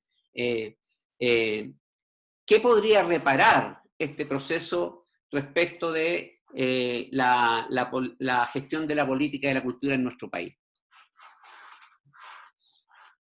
Gracias, Leonel. No sé si alguien más quiere agregar una pregunta a esta ronda. Sí, Antoine, yo. Don Fernando. Ok. Bueno, primero agradecer la instancia y la convocatoria. Me parece un tema muy interesante y agradezco mucho que ustedes hayan tomado la iniciativa de provocar esta conversación. Eso es lo primero. Y lo segundo, yendo bien al terreno, hay un aspecto que Rafael señaló varias veces y ya salió a la conversación acerca de la precariedad de los trabajadores de la cultura. Entonces, en las actuales circunstancias, y yo he revisado también esa encuesta y una de las cosas que llama la atención es que efectivamente responden los que están más necesitados. Y da la impresión, así a vuelo de pájaro, que los que respondieron, los que están más necesitados son los que trabajan en las productoras. Es decir, los que dependían de trabajo como para hacer un concierto, por ejemplo, y que su labor se activa en la medida que hay conciertos. Si no hay conciertos, no hay llamado a trabajar. Es decir, más que trabajadores independientes propiamente tales que como en el entendimiento del independiente como un emprendedor, es más bien un independiente que no tiene continuidad en las labores a las cuales ha sido contratado, y que si hay un buen ciclo económico, un buen ciclo cultural de eventos, entonces le va bien. Y si no, le va mal o le va más o menos, en fin. Es decir, no tiene una institucionalidad que lo respalde en ese sentido. Yo creo que esa es la gran mayoría de la gente que responde esa encuesta, y efectivamente, por lo tanto, esa es la gente, y me ha tocado conocer casos directos, más perjudicada por la pandemia. No estaban preparados para enfrentar una situación de este tipo. Entonces la pregunta que va quedando ahí es si tiene validez el concepto de trabajador de la cultura. Porque ser trabajador de la cultura significa tener un patrón de la cultura, alguien que paga por eso, ¿ya? Y alguien que oriente y dirige eso. Y entonces en esta circunstancia no existe ese patrón, digamos, sino que ese patrón es una cadena que pasa también por los fondart, o sea, por los proyectos financiados, pero es una cadena muy compleja y muy aleatoria, y donde se observa con mucha claridad hoy día que quienes mayormente reclaman son los más organizados y los que están ligados a las industrias culturales propiamente tales, es decir, los que tienen alguna perspectiva de tener un patrón, ¿ya? Ese es como la reflexión. Así que, y la segunda reflexión, pero prefiero hacerla como política para escuchar la opinión de los tres ponenciistas, es por el tema de la transdisciplinariedad, lo transdisciplinar, que en definitiva yo creo que es la presencia transversal del tema de la cultura, entendiendo que lo cultural está presente en todas las dimensiones de la vida humana, y que por lo tanto hay aportes que un gestor cultural o un artista o una persona que es cultora de una determinada disciplina puede aportar a todo tipo de proyectos en el ámbito de la ingeniería, en el ámbito de la construcción de puentes, en lo que sea, digamos. Entonces, ¿cómo podemos avanzar hacia eso? La pregunta sería si hay alguna posibilidad en las actuales circunstancias de avanzar en esa dirección. Por mi parte, soy pesimista, digamos, de entrada, y por eso hago la pregunta, porque veo que cada vez que surge una nueva disciplina, lo que esa disciplina trata es de convertirse en un interlocutor válido del ministerio por la vía de exigir que se genere esa disciplina. Y así tenemos disciplinas nuevas como la gastronomía, como el circo, que no son disciplinas nuevas desde el punto de vista cultural, pero sí son nuevas como actores que se han organizado para hacerse presentes y demandar presencia en el ministerio, es decir, acceso a recursos económicos. Muchas gracias. Ya, y dado que son tres preguntas amplias e importantes, voy a agregar una cuarta pregunta más amplia aún. A mí me gustaría saber cuál es su opinión frente a un fenómeno que me parece decisivo. Me consta que en el sector cultural y más allá, en la subjetivación de los actores, precisamente llamándolos, categorizándolos como actores, en el diseño, la implementación y la evaluación de políticas públicas y en la construcción de estos imaginarios de los que hemos hablado, la economía y la ingeniería tienen un monopolio.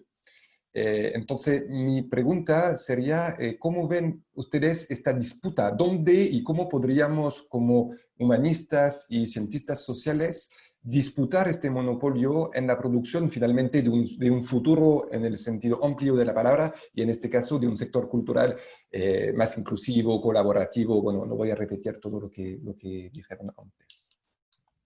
Eso, yo creo que podemos dejarles plantear sus puntos de vista en el cuarto de hora que nos queda.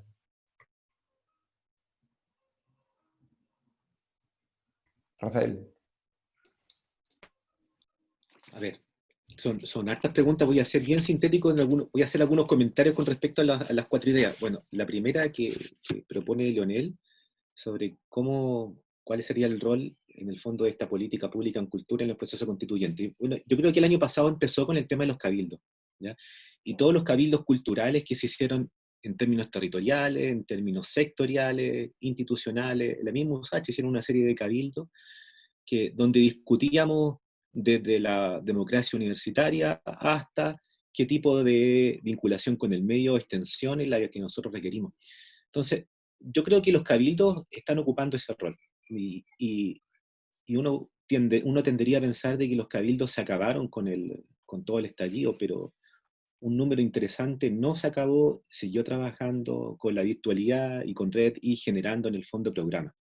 Entonces, quizá esa podría ser una forma de dialogar la política pública, retomando un poco lo que hizo Di Girolamo en su minuto con los cabildos culturales, y lo que se planteó a partir del estallido.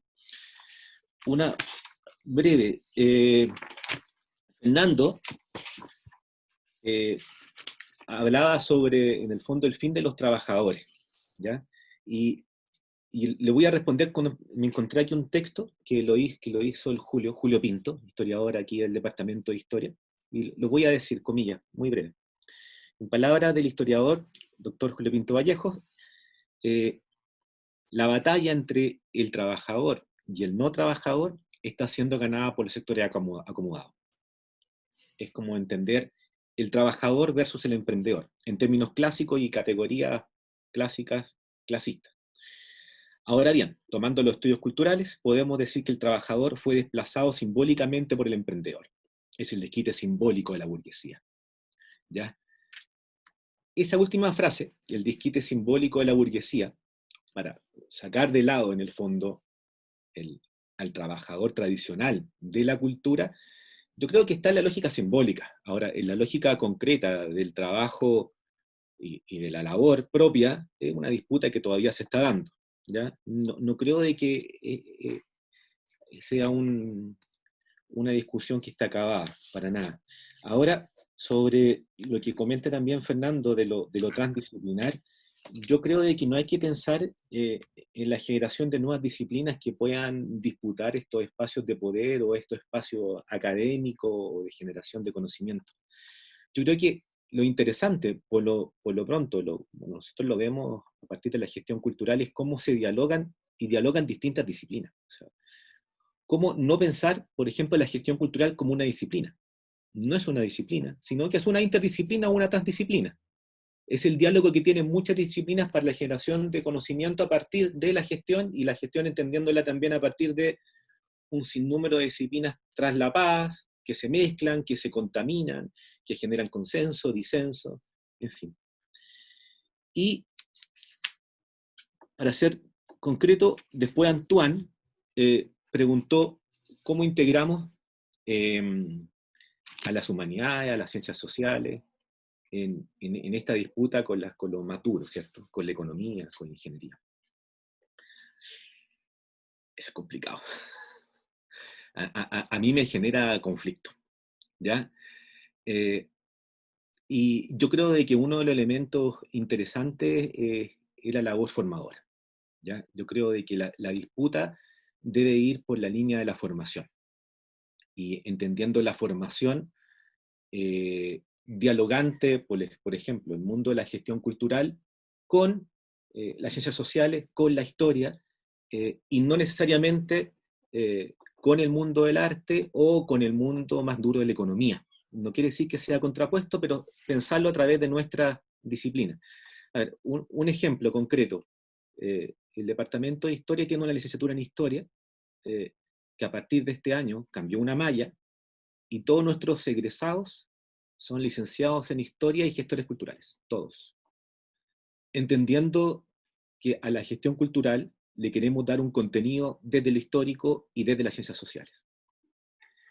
Entonces, yo creo de que esta disputa va de la mano de la formación en este sentido, y la formación implica también pensar políticamente y no tan solo en términos metodológicos a partir de un proyecto, sino que a la gestión desde el evento, pasando por el proyecto, la planificación, la programación, hasta llegar hasta lo último. O sea, qué tipo de cultura es la que queremos lograr. Eso, breve. Gracias. A ver, ¿puedo yo? Sí, son súper amplios proyectos, pero preguntas, perdón, como más bien desafíos más que preguntas, porque no sé si uno puede responder por completo. Pero sí quiero hacerme un poco cargo de la que estaba ahí en el chat, sobre qué tan preparada estaba la industria cultural en tiempos de pandemia, los proyectos de digitalización. Eso es una cuestión importante, y aquí voy a hablar como archivista, ¿no? Y como, ¿por qué? Porque hay por ejemplo, en el nuevo ministerio en la ley de creación del nuevo ministerio, Mae Ramón, directora del Archivo Nacional, ¿cierto? Con mucha otra gente, pero ella evidentemente es la cara visible y la directora, logró que quedara, ¿cierto?, instalada la creación del Sistema Nacional de Archivos, ¿no? Pero Chile no tiene ley de archivos. ¿Y por qué quiero decir esto de manera relevante? Porque no es una cuestión, la gente en el sentido a veces como común asocia la palabra archivo a lo viejo, ¿cierto?, al papel viejo que está almacenado en alguna parte, y no a la información, un poco lo que decía yo, bueno, ¿dónde van a parar todos los proyectos Fondar? ¿Cierto? Porque tienen que entregar en un CD los resultados, y ese CD, ¿a dónde va a parar? ¿Dónde yo puedo ver los resultados de los Fondar propiamente tal? ¿A quién le pertenece el resultado del Fondar? ¿Cierto? ¿Dónde está ahí la tensión entre el derecho a autor por un lado y por otro lado, ¿cierto?, el bien público? Eso incide, ¿cierto?, o eso tiene que ver con cómo nosotros resguardamos desde el punto de vista de la memoria y el patrimonio en un sentido amplio, no solamente en el sentido monumental del patrimonio, lo que estamos creando permanentemente. Entonces, una ley de archivos lo que permite es que exista una política de Estado en lo que se denomina, ¿cierto?, la archivística, el ciclo vital de los documentos, entendiendo cualquier tipo de soporte que en el fondo registra algo, incluyendo, por supuesto, la producción artística o de creación cultural. Entonces, ¿qué es lo que se ve en pandemia? Dos tipos de cuestiones. Una, efectivamente, ¿dónde están almacenadas todas esas producciones que se podrían haber puesto en línea, por ejemplo, en canal público, para, ¿cierto?, no solo entretenimiento, o sea, sino que efectivamente como formación, ¿no?, educativa y cultural? No existen esas plataformas desde el punto de vista del Estado. Tenemos la institucionalidad de los museos, los archivos y las bibliotecas permite que tú tengas tecnologías de resguardo de la memoria, que hoy en día, ¿cierto?, parece que todavía son más eficientes que las plataformas digitales, dado que la propiedad de las plataformas o la propiedad de los servidores, ¿cierto?, es una cuestión sobre la cual nosotros no nos hemos preguntado. Entonces tú dices ya, modernización del Estado y Estado digital. ¿Qué significa eso? ¿No? ¿Solo firma digital, o que en realidad estamos resguardando toda la producción que en los formatos audiovisuales y digitales se está realizando desde hace 30 años en adelante de manera bastante masiva, se resguarda de manera pública? ¿Sí? ¿Dónde queda? ¿Mm? Es el Archivo Nacional el que tiene que tener entonces el financiamiento, ¿cierto?, la estructura, la infraestructura para poder acoger toda esta producción cultural en formatos digitales, donde se arrojan y donde se resguardan. Muchos de los Fondar tienen en sus planes de difusión sitios web, ¿no? Esos sitios web, si no están asociados a mantenimiento permanente, pero a un espacio virtual que sea de propiedad pública, ¿cierto?, se pierden, van a desaparecer, los contenidos desaparecen, y así sucede, digamos, ¿no? Entonces creo que evidentemente en esta pandemia lo que muestra no solamente es la brecha digital desde el punto de vista de si tú tienes un computador y tienes conexión a internet, sino que efectivamente cuando hablamos de digitalización, ¿cierto?, estamos hablando de respaldos por un lado de lo que existe materialmente, y de otro la producción en digital, la que está nativamente producida en digital, que hoy en día, ¿cierto?, se está resguardando de la forma en que pueden las distintas instancias, la Cineteca Nacional, la propia Universidad de Chile, ¿verdad? Otro tipo de archivos, pero en general esa producción o esa creación va a pérdida, ¿sí? O sea, es decir, no queda en ninguna parte y después hay que invertir aún más recursos en recuperarla, o por ejemplo, en la compra de archivos privados, en fin. O sea, entonces, sé que la pregunta de Pablo, creo que se llamaba la persona que la hizo, quizás no iba en esa línea, pero sí quiero ponerlo que tiene que ver, ¿no? Que la cuestión de la digitalización del Estado digital, la modernización del Estado, pasa por políticas culturales en torno a archivo, ¿cierto? Patrimonio y memoria. Y Chile necesita una ley de archivos, ¿no? No solamente la cápite del Ministerio sobre un sistema nacional de archivos. Sobre los otros puntos, porque ya hablé bastante sobre esto, yo creo que son parte del debate ciudadano, o sea, de cómo cada uno de nosotros va a ser parte de lo que viene y de lo que está sucediendo, ¿no? O sea, de cómo nos vamos a involucrar, si son los cabildos culturales, si son nuestros propios espacios institucionales, si son nuestros barrios, si son nuestros territorios, y cómo vamos a poner o no a disposición, ¿cierto?, lo que sabemos hacer o lo que podemos hacer en ese proyecto, ¿no? O en ese proceso. Yo creo que por ahí. Ahora, yo en lo personal creo que la Constitución debe contener como derecho básico humano el derecho a la cultura y los derechos culturales. Tienen que ser un artículo en la Constitución, y en algunos grupos en los que participo, ¿cierto? Se nos ha combinado a cómo vamos a convencer a la ciudadanía de que eso debe estar en tensión con otros que van a decir, no, mi derecho tiene que estar en la Constitución, ¿verdad? Y yo creo que hay que verlo en un sentido macro. Chile no tiene, ¿cierto? Nosotros no tenemos un marco de protección ni de garantía de derechos sociales, culturales mínimos, básicos. Y eso, ¿cierto?, tiene que ganarse en el proceso constituyente, de todas maneras.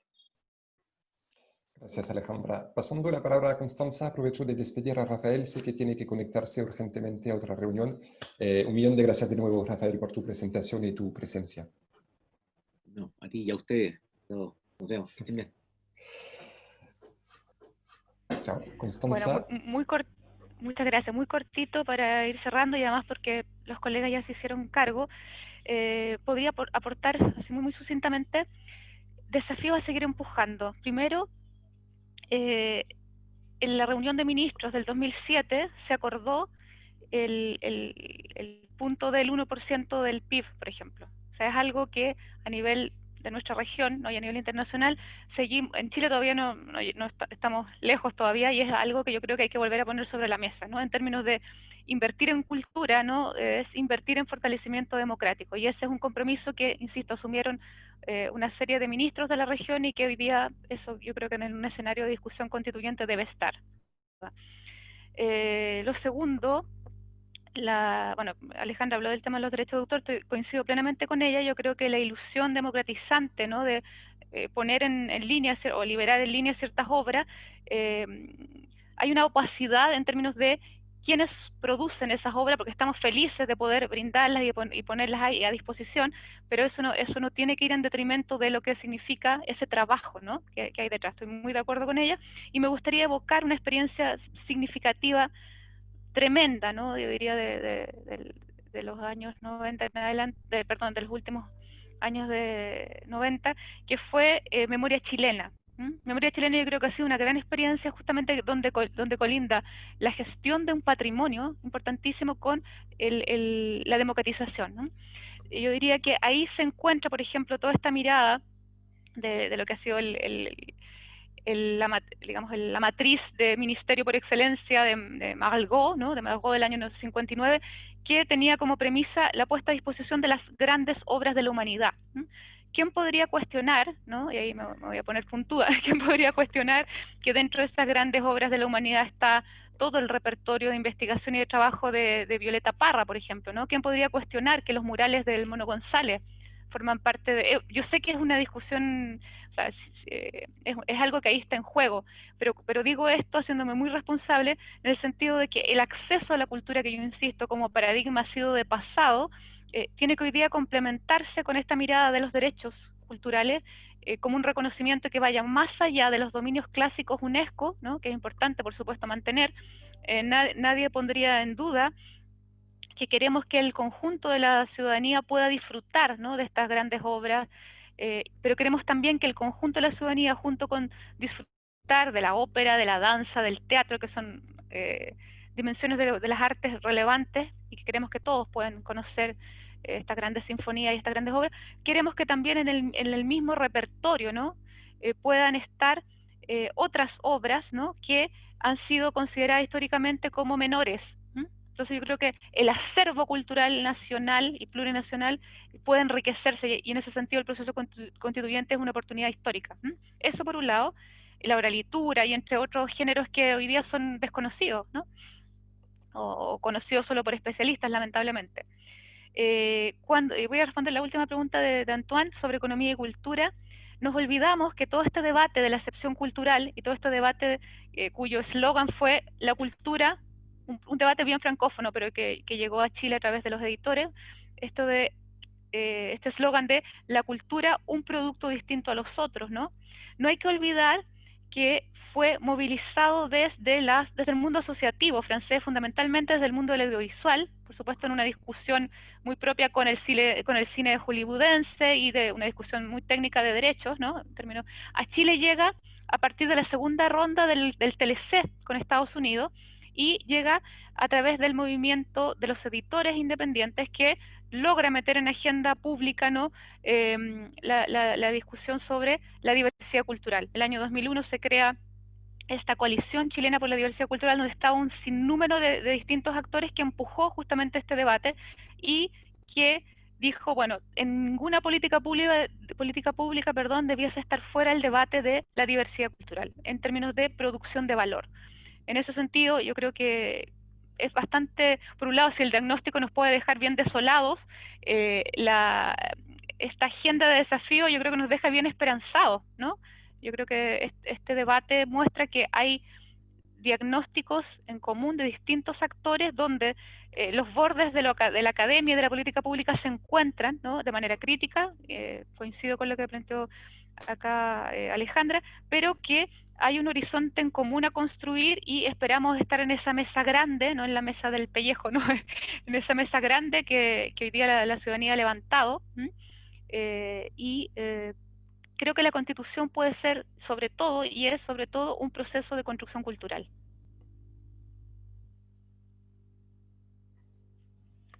Bien, qué final alentador, que